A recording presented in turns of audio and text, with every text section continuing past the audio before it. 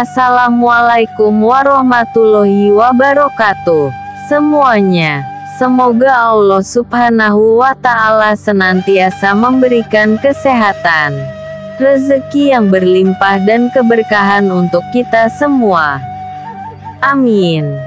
Amin ya robbal alamin. Sebelum masuk ke dalam kisah dan cerita Abu Nawas, dan untuk mengembangkan video-video Abu Nawas dari channel Apwas, jangan lupa klik subscribe dan klik notifikasi lonceng terlebih dahulu. Terima kasih. Pada suatu hari ketika Abu Nawas mengajar murid-muridnya, salah satu dari muridnya berkata, "Wahai guruku, bisakah engkau menceritakan kepada kami tentang kisah Nabi Adam alaihissalam?" Lalu Abu Nawas pun berkata, "Baiklah wahai murid-muridku, aku akan menceritakan kisah Nabi Adam alaihissalam kepada kalian semua. Simak dan dengarkan baik-baik kisah Nabi Adam alaihissalam ini." Nabi Adam alaihissalam, setelah Allah Subhanahu wa Ta'ala menciptakan bumi dengan gunung-gunungnya, laut-lautannya dan tumbuh-tumbuhannya, menciptakan langit dengan mataharinya, bulan dan bintang-bintangnya yang bergemerlapan, menciptakan malaikat-malaikatnya ialah sejenis makhluk halus yang diciptakan untuk beribadah menjadi perantara antara Zat yang Maha Kuasa dengan hamba-hamba terutama para rasul dan nabinya. Maka tibalah kehendak Allah Subhanahu wa Ta'ala untuk menciptakan sejenis makhluk lain yang akan menghuni dan mengisi bumi, memeliharanya, menikmati tumbuh-tumbuhannya, mengelola kekayaan yang terpendam di dalamnya dan berkembang biak turun-temurun, waris mewarisi sepanjang masa yang telah ditakdirkan baginya. Kekhawatiran para malaikat. Para malaikat ketika diberitahukan oleh Allah Subhanahu wa Ta'ala akan kehendaknya menciptakan makhluk lain itu, mereka khawatir kalau kehendak Allah menciptakan makhluk yang lain itu disebabkan kekacauan atau kelalaian mereka dalam ibadah dan menjalankan tugas, atau karena pelanggaran yang mereka lakukan tanpa disadari. Berkata mereka kepada Allah Subhanahu wa Ta'ala, "Wahai Tuhan kami, buat apa Tuhan menciptakan makhluk lain selain kami? Padahal kami selalu bertasbih, bertahmid, melakukan ibadah dan mengagungkan nama-Mu tanpa henti-hentinya. Sedang makhluk yang Tuhan akan ciptakan dan turunkan ke bumi itu niscaya akan bertengkar satu dengan lain, akan saling bunuh-membunuh, berebutan menguasai kekayaan alam yang terlihat di atasnya dan terpendam di dalamnya, sehingga akan terjadilah kerusakan dan kehancuran di atas bumi yang Tuhan ciptakan itu." Allah berfirman, menghilangkan kekhawatiran para malaikat itu, "Aku mengetahui apa yang kamu tidak ketahui, dan aku sendirilah yang mengetahui hikmat penguasaan Bani Adam atas bumiku, bila aku telah menciptakannya dan meniupkan roh kepadanya. Bersujudlah kamu di hadapan makhluk baru itu sebagai penghormatan dan bukan sebagai sujud ibadah. Karena Allah Subhanahu wa Ta'ala melarang hambanya beribadah kepada sesama makhluknya." Kemudian diciptakanlah Adam oleh Allah Subhanahu wa Ta'ala dari segumpal tanah liat, kering dan lumpur hitam yang berbentuk.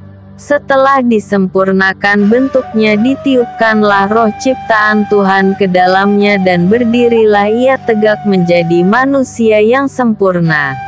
Iblis membangkang dan enggan mematuhi perintah Allah seperti para malaikat yang lain, yang segera bersujud di hadapan Adam sebagai penghormatan bagi makhluk Allah yang akan diberi amanat menguasai bumi dengan segala apa yang hidup dan tumbuh di atasnya serta yang terpendam di dalamnya. Iblis merasa dirinya lebih mulia, lebih utama dan lebih agung dari Adam, karena ia diciptakan dari unsur api, sedang Adam dari tanah dan lumpur. Kebanggaannya dengan asal-usulnya menjadikan ia sombong dan merasa rendah untuk bersujud menghormati Adam seperti para malaikat yang lain. Walaupun diperintah oleh Allah, Tuhan bertanya kepada iblis, "Apakah yang mencegahmu sujud menghormati sesuatu yang telah aku ciptakan dengan tanganku?" Iblis menjawab, "Aku adalah lebih mulia dan lebih unggul dari dia. Engkau ciptakan aku dari api dan menciptakannya dari lumpur." Karena kesombongan, kecongkakan dan pembangkangannya melakukan sujud yang diperintahkan, maka Allah menghukum iblis dengan mengusir dari surga dan mengeluarkannya dari barisan malaikat dengan disertai kutukan dan laknat yang akan melekat pada dirinya hingga hari kiamat. Di samping itu ia dinyatakan sebagai penghuni neraka. Iblis dengan sombongnya menerima dengan baik hukuman Tuhan itu dan ia hanya mohon agar kepadanya diberi kesempatan untuk hidup kekal hingga hari kebangkitan kembali di hari kiamat. Allah meluluskan permohonannya dan ditangguhkanlah ia sampai hari kebangkitan. Tidak berterima kasih dan bersyukur atas pemberian jaminan itu. Bahkan sebaliknya ia mengancam akan menyesatkan Adam, sebagai sebab terusirnya dia dari surga dan dikeluarkannya dari barisan malaikat, dan akan mendatangi anak-anak keturunannya dari segala sudut untuk memujuk mereka meninggalkan jalan yang lurus dan bersamanya menempuh jalan yang sesat, mengajak mereka melakukan maksiat dan hal-hal yang terlarang, menggoda mereka supaya melalaikan perintah-perintah agama dan mempengaruhi mereka agar tidak bersyukur dan beramal soleh. Kemudian Allah berfirman kepada iblis yang terkutuk itu, "Pergilah engkau bersama pengikut-pengikutmu yang semuanya akan menjadi isi neraka jahanam dan bahan bakar neraka.